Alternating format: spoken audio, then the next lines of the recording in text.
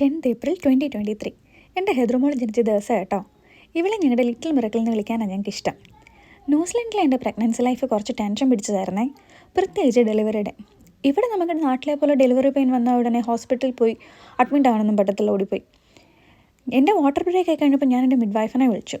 Emma എങ്ങനെയാണ് ഞങ്ങൾ ഹോസ്പിറ്റലിൽ പൊക്കോട്ടെ എന്ന് ചോദിച്ചു. അപ്പം എമ്മ പറഞ്ഞു ജസ്റ്റിൻ ടൈമൊന്നും ആയിട്ടില്ല, വെയിറ്റ് ചെയ്യുമെന്ന് പറഞ്ഞു.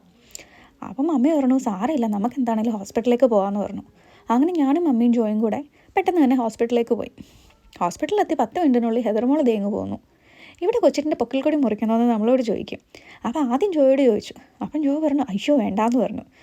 അടുത്ത ടേൺ മമ്മിക്ക് കിട്ടി. മമ്മി പറഞ്ഞു അയ്യോ എനിക്കും പേടിയാന്ന് പറഞ്ഞു.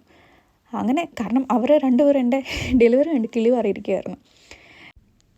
ഇവിടുത്തെ പ്രഗ്നൻസി ആൻഡ് ഡെലിവറി എക്സ്പെൻസ് എല്ലാം ഗവൺമെൻറ് ഫണ്ടഡ് ആണ് കേട്ടോ. ഡെലിവറിയുടെ ഹോസ്പിറ്റലിൽ കയറി പറ്റാനായിട്ട് ഇച്ചിരി പാടുണ്ടെങ്കിലും സർവീസ് എല്ലാം അടിപൊളിയാണ്. അങ്ങനെ എല്ലാം ഭംഗിയായിട്ട് നടന്നു.